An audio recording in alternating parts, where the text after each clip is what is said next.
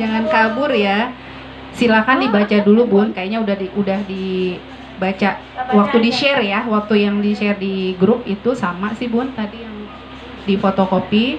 Nanti mungkin ada tambahan, ada evaluasi dulu baru program tahun 2022. Silakan Bun.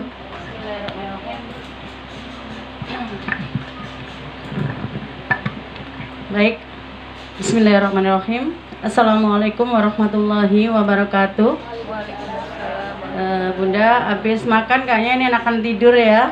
Tapi nggak apa-apa gini karena harus kita selesaikan, jadi sambil ngantuk-ngantuk nggak apa liar-liar ya. Baik, yang kami hormati Bunda Ketua Kamus ya, Bunda Janeneng, terus beserta wakilnya Ibu Sekretaris Bunda Ipung, serta bunda-bunda yang lain ya, kepengurusan yang tidak bisa saya sebut persatu, tidak mau yang takdim saya, dan salam kenal. Saya di sini masih belum hafal ya Bun ya wajah-wajah, tapi nama bisa dihafalkan, tapi wajah nih yang mana ini tertentu saja saya masih perkenalannya ya. Nanti insya Allah lama-lama akan kenal, karena kalau nggak kenal maka tak sayang Bunda ya. Baik, saya mencoba untuk mewakili dari teman-teman yang hari ini tidak hadir, yaitu Ibu Sam dan Ibu siapa pun satunya? Rukmayati. Iya, jadi beliau memang ada urusan untuk anak-anak ya. Saya mewakilinya. Saya kebetulan alhamdulillah kemarin tuh ingin tahu ya kayak gimananya dari tugas pelaksanaan anak yatim ASO ya. Saya mencoba WA Bunda Ipung sedikit kasih gambaran begini-begini. Tentunya saya akan juga ingin bantu untuk merumuskan kelanjutannya ya, tapi di sini kan saya belum dapat laporan dari teman-teman yang bidang anak yatim, jadi mungkin saya hanya gambaran saja nih Bun ya yang perlu saya sampaikan. Tentunya nanti kita bertiga kan koordinasi lebih lanjut supaya bisa lebih enak dalam membicarakan program ke depannya. Yang saya ketahui dari Bunda Ipung, alhamdulillah emang sudah berjalan ya, tapi secara tidak rutin ya. Jadi intinya tidak fokus juga ya. Saya baca itu ada santunan ya, terus ada pembinaan yaitu baca Al-Qur'an, terus ada pembinaan pesantren kilat ya, harus ada memberikan bantuan dan dana pendidikan 2 kali setahun ya, awal semester yang sudah dilaksanakan oleh bidang anak asuh ya. Terus membagikan santunan pada bulan Muharram sebanyak 4 kali. Itu terakhir bulan Desember kemarin, saya alhamdulillah hadir ya, bisa menyaksikannya. Terus bantuan Jumat Barokah, yaitu antar ke rumah tapi tidak mengumpulkan anak-anak. Nah tentunya ya alhamdulillah banyak bisa sudah melaksanakan, terutama itu mungkin berhubungan dengan bidang sosial ini, karena memang intinya untuk anak asuh itu tidak lupa dari bidang sosial ya. Jadi di sini harus programnya harus ada keterkaitannya ya.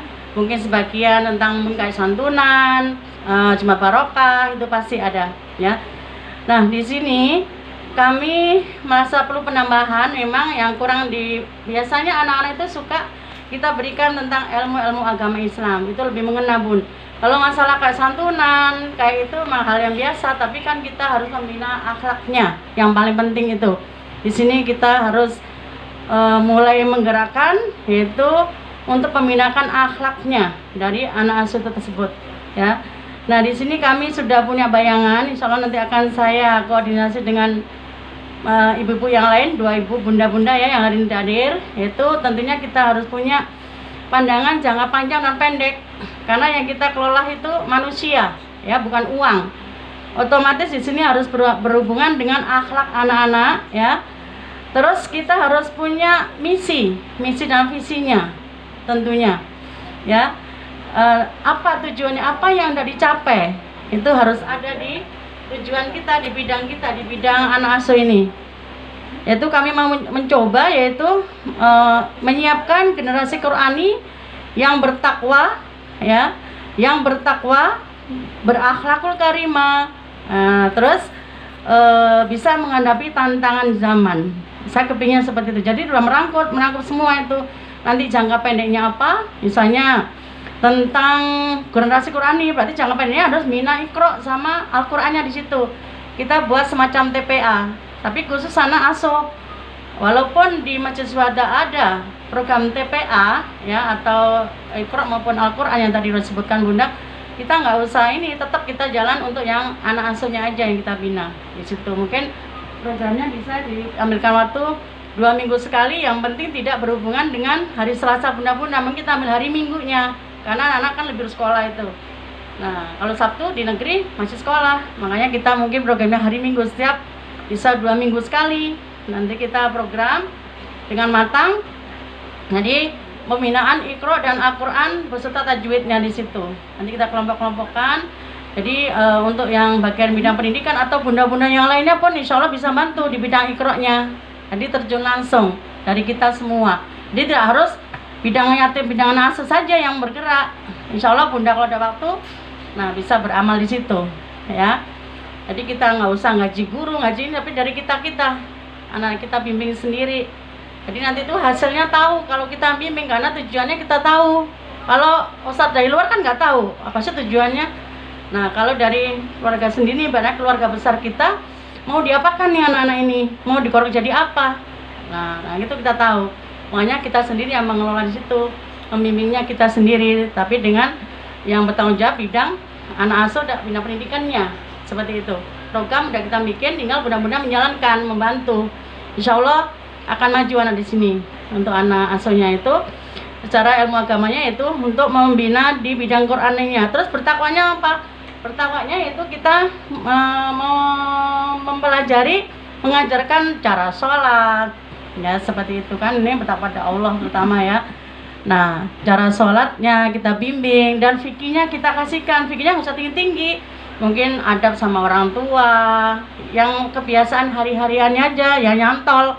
Jadi nggak usah pakai fikih yang tinggi-tinggi, masalah-masalah yang kayak zakat apa-apa, tidak ya. Jadi perilaku sehari-hari yang kita sampaikan di situ fikihnya. Itu untuk generasi bertakwa. Terus generasi yang berakhlakul karimah, sekarang banyak orang pintar tadi akhlaknya rusak ya. Jadi di sini ditekankan kita utamakan akhlaknya dulu. Orang pintar kalau akhlaknya jelek itu dianggap nggak pintar Bun. Tapi kalau orang nggak pintar akhlaknya bagus, misalkan sopan sama orang tuh dianggap hebat orang itu. Ya kan, kalau orang pintar tapi masya Allah akhlak udah nggak bagus. Ya seperti maaf ya, kayak anak kita sendiri aja udah ada sono loncat-loncat tuh kan. Ini anak siapa sih, pasti gitu kan bunda-bunda lihatnya, padahal tuh pinter. Tapi ada yang anak yang biasa-biasa tapi sopan, duduk manis.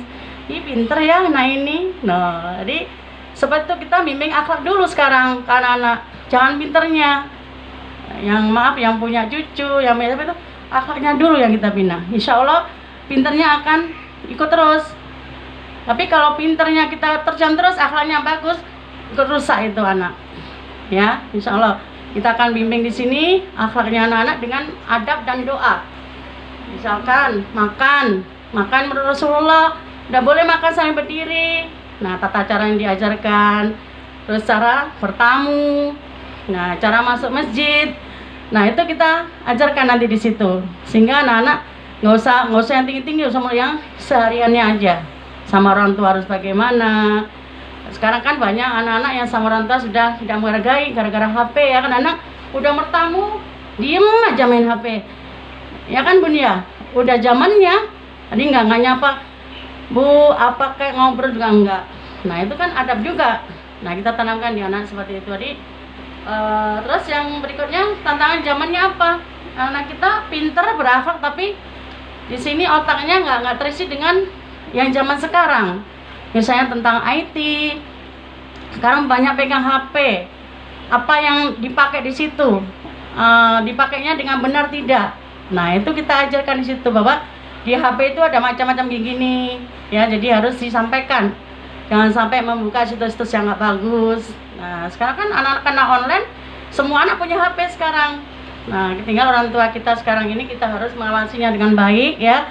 Jadi karena sudah nggak PPKM lagi ya, tidak ada ini. Sekarang sudah mulai masuk lagi, tolong HP mulai sedikit dikurangi pelan-pelan. Nggak bisa langsung diambil HP-nya, anak pasti ngambek sedikit-sedikit.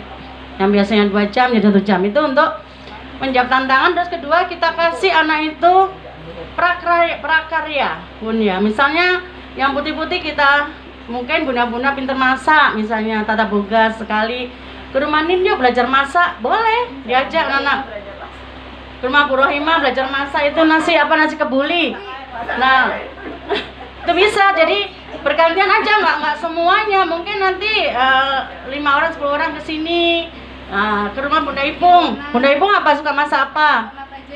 Nah iya gitu, jadi nanti anak itu sudah dewasa jadi ibu bisa berkarya, membuat kue sendiri, bisa dijual. Jadi gitu, dia bisa menimbulkan kemandirian anak tersebut ya. Jadi itu rencana saya, mungkin dengan yang lainnya ya, dengan komputer kalau emang perlu, misalkan dibawa gini pinjam komputer di mana, satu komputer dipinjamkan pas saat anak praktek mungkin. Tapi kalau komputer memang saya nyerah ya, saya itu orangnya bukan zaman now ya, saya zaman old, zaman lama. Jadi saya gaptek, saya nggak bisa ngajarin komputer ya. Mungkin bunda-bunda yang sudah pintar, mungkin Bu Ulfa bisa tuh dicontohkan ke anak-anak gini, atau mungkin kaligrafi. Nah anak-anak diajar kaligrafi nih, suatu saat dia bisa membuat kaligrafi dijual seperti itu ya. Jadi insya Allah ya, mungkin program kedepannya itu ada jangka panjang dan jangka pendek nantinya saya rencanakan dengan bunda-bunda yang lainnya di bidang anak asuh ini. Saya kira itu aja sedikit gambarannya. Nanti saya mungkin lebih koordinasi lagi dengan Bunda siapa tadi ya, Bunda Syam ya, sama Bunda Rumayati itu. Nanti insya Allah saya akan mengadakan pertemuan, mungkin sambil mengundang di rumah Nin sini, apa di mana ya, untuk merencanakan itu. Karena hari ini nggak bisa saya laporkan secara detail ya, Bun. Terima kasih, itu aja dari saya. Mungkin ada, tapi kalau tanggapan mungkin saya kira belum bisa juga karena kita belum matang di sini. Mungkin setelah kita membuat bertiga, nanti baru ada tanggapan di situ ya Bun ya. Oke, terima kasih. Wassalamualaikum warahmatullahi wabarakatuh. Mau memberikan masukan?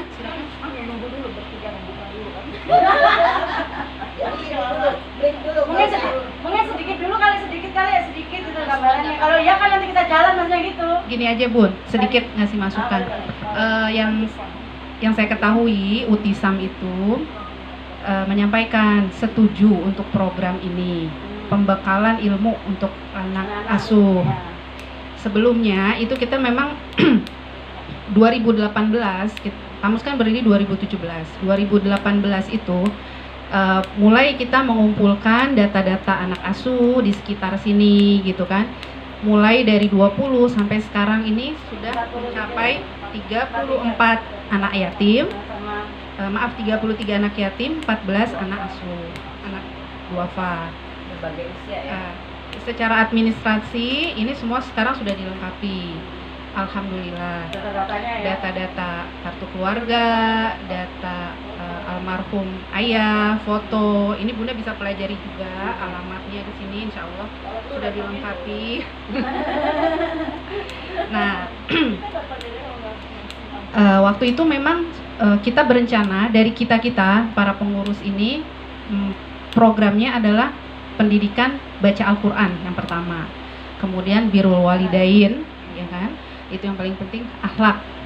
Nah, pematerinya waktu itu kita bagi juga sempat untuk nasihat neneng, Oma Rohimah bergantian. Kita sudah buat jadwal waktu itu sebenarnya untuk yang mengajar Qurannya bisa Ustadz Agus. Waktu itu kita sempat bicara, beliau bersedia. Kemudian saya dan Mbak Dian. Alhamdulillah sekarang tambah nih bidang dakwah Ibu Mela. Beliau alhamdulillah juga punya pengalaman pendidikan TPA ya Bu Mela ya, dari tingkat SD sampai SMA. Alhamdulillah ya.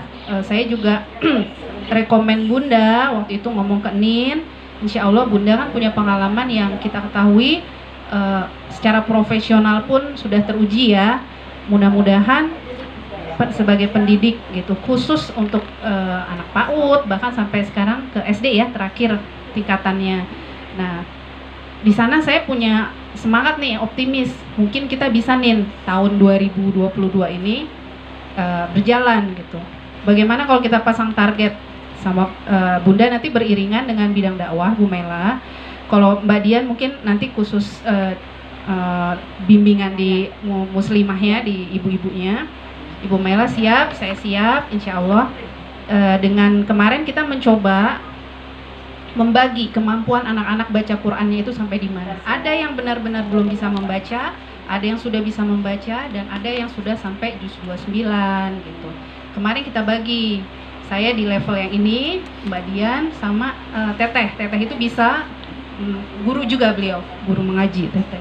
Jadi kedepannya saya pingin kita punya target nih Bun, mudah-mudahan Februari atau Maret kita bisa kumpulkan anak-anak untuk mulai paling tidak 2 pekan sekali ya Nin, gitu. Alhamdulillah kalau kita terjun sendiri, jadi dana yang ada kita bisa pakai untuk manfaat yang lain ya. Kita nggak membayar guru gitu kan. Dan ini bisa Bunda buat silabusnya nanti dibagi aja Bun. Petugas misalnya 2 pekan ini, 2 pekan depan gitu bergantian. Insya Allah kita bisa nggak harus paling nggak sebulan sekali kita bisa ketemu anak-anak gitu ya, mudah-mudahan bisa tercapai ya Nin, terlaksana dibikin target Februari atau Maret gitu, mudah-mudahan bisa berjalan gitu ya. 2 minggu sekali ya, 2 minggu sekali. Bisa bergantian Bun, misalnya untuk nasihat pekan ini misalnya Umar Rohimah, 2 pekan berikut Nin. Jadi waktu Nin ini kan juga sibuk dengan keluarga misalnya, jadi sebulan sekali mudah-mudahan sih bisa ya menyempatkan waktu gitu. Misalnya saya sebulan sekali gantian saya sama Mbak Dian, Bunda sama Bu Mela gantian, bisa ya. Kan anak kan udah kita bagi kelompok tuh kan ada 43 ya. Asal ya kan otomatis dicampur tuh paling enggak 3 Bun, kita bagi 3 ya, 3 level ya. Ada yang benar nggak bisa, ada yang sedang, ada yang udah lancar. Yang lancar nanti mungkin tambah tajwid, mungkin bisa usah kasih masuk, bisa bantu lah ya. Kalau yang kayak bidang 1, 2 ini kita itu karena Al-Quran. Nah itu maksudnya setiap pembelajaran tuh misalnya minggu kedua atau minggu samunya sih jangan sebulan sekali untuk pembelajarannya di kalau ada waktu sih tiap minggu enak ya, cuma kita launching 2 pekan sekali aja gimana? Iya, 2 pekan sekali. Minggu kedua sampai minggu keempat. Iya. Kalau bisa pertama dan ketiga gimana? Minggu keempat saya suka ada kegiatan. Isinya itu sebulan 2 kali lah. Iya. Untuk belajaran itu sehingga tapi paling nggak ditetapkan jadi anak-anak juga bisa ngatur. Kira-kira selama ini berapa jam berapa? Habis asar apa? Nanti kita kondisikan juga sama masjid ya Nin. Masjid kalau sore kan TPA ya, Bu Mel? TPA ya? TPA kan ya, minggu pagi. Paling nggak kita siang atau pagi ya? Kalau sampai Jumat aja. Alhamdulillah sampai Jumat. Berarti Ahad bisa kita pakai. Bisa lihat anak-anaknya kondisinya Bun, karena kan ada yang les. Iya. Kan itu kan kita jangan sampai program kita juga ganggu program sekolah. Tanyain kamu lesnya apa? Berarti ini bisanya sore ya sore nggak apa? Misalnya kamu bisanya pagi nggak apa-apa saya kira gitu. Iya. Kita udah niat ingin istilahnya membentuk anak itu ya kita harus menyesuaikan waktunya ke anak-anak, jangan anak-anak menyesuaikan ke kita. Menurut saya yang bisa ini pagi siapa misalkan didata nanti anak-anak oh pagi kamu nggak les apa nggak ada Pak, oke itu pagi. Terus saya ini ada ini kan bisa. Kita bisa fleksibel berarti ya. Berarti nggak harus 3 kelompok dikumpul dalam satu waktu gitu. Jadi kita bisa fleksibel, kita bisa mulai diinformasikan, dikirim angket jam berapa bisanya ke anak-anak itu. Udah pertengahan ya, kalau bisa ya minggu-minggu besok bisa dikumpulkan dengan mendata. Karena data itu lama Bun. Kalau mendata mungkin kita bisa via WA Bun. Kita kan udah punya database, kita kirim informasi ini, nanti kesiapan mereka jam berapa gitu. Jadi kita nanti iya. Betul. Baik kalau gitu. Kira-kira ada tambahan? Ya Mbak?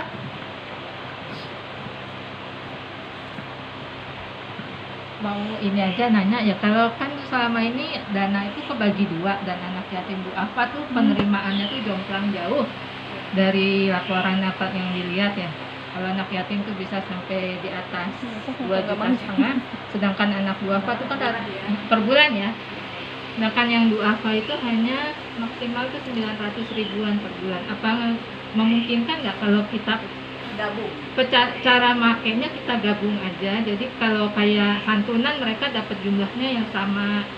Kalau sekarang kan berapa kali kita santunan yatim sama duafa dapatnya beda kayaknya, walaupun bingkisannya sama, mereka kan apalagi ada yang adik kakak ya, yang satu di yatim, satu di duafa, pas sampai rumah dibuka kok beda gitu. Kalau memungkinkan penggunaan dananya itu kalau bisa misalnya udah masuk 5 juta bulan ini, dia itu kita langsung ya anak duafa dari situ, anak yatim dari situ. Walaupun kita ke jamaahnya kan karena udah terbelah gitu ya, karena awalnya kita hanya anak yatim aja, nggak ada anak duafa ya kayaknya ya awalnya. Iya baru bulan Februari ini, kalau di laporan kemarin yang disusun baru Februari ini. Dan penerimaannya kirain tuh bakal imbang, ternyata jomplangnya tuh jauh banget. Jadi kalau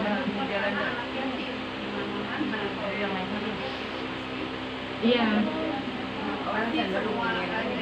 Iya. Makanya kenapa itu masih berbeda? Karena kita butuh sosialisasi. Kita nggak bisa pakai dana anak yatim tanpa seizin donatur. Jadi selama 9 bulan ini kita bicara sama donatur, kita ada program baru untuk anak asuh duafa. Seandainya itu berkenan, apakah dana boleh dibagi dua?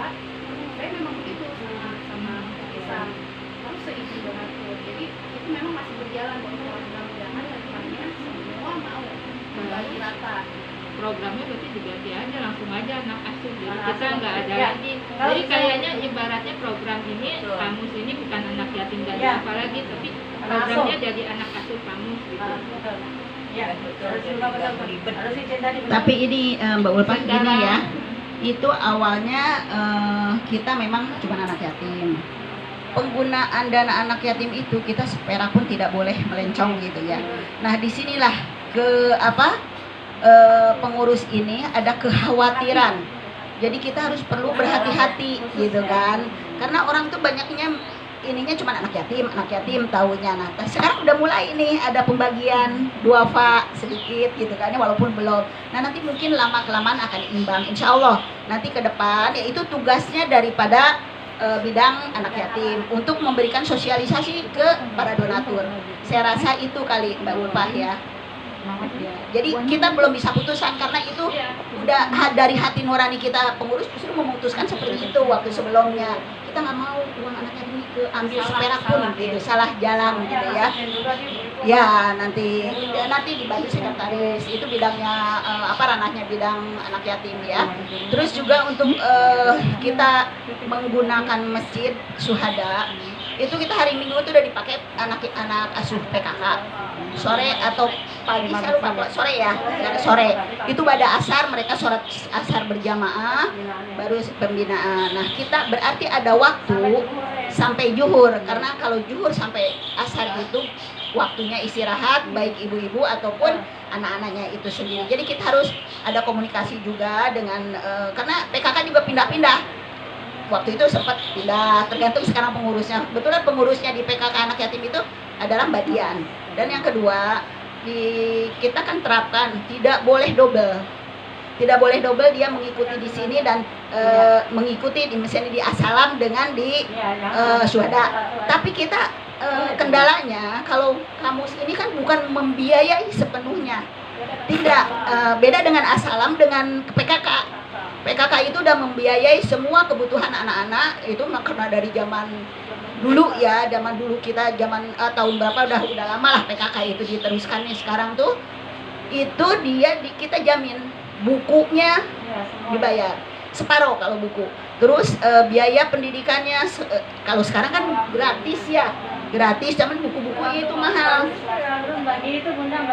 Negeri ya, yang enggak negeri itu justru kebanyakan anak-anak asuh itu semuanya di swasta banyaknya dan mahal-mahal di swasta itu kan. Nah jadi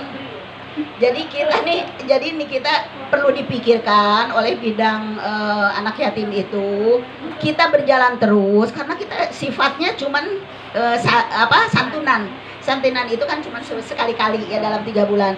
Saya rasa kalau masih banyak yang anak yatimnya PKK ada lah mungkin ya, yang anak yatimnya PKK ada di kita, yang anak duafanya PKK ada di kita juga. Ya, karena itu dekat, mereka lingkungannya ada di lingkungan kita. Masa kita satu din yang jauh-jauh, yang lingkungan kita juga mereka nggak cukup aja dari ya mungkin dari kita untuk membantu apanya. Saya rasa silakan dipikirkan lagi nanti ke depan ya. Terima kasih. Assalamualaikum warahmatullahi wabarakatuh. Ada lagi? Ibu-ibu, Bu Mela? Silakan. Ini tim sukses nih nanti nih.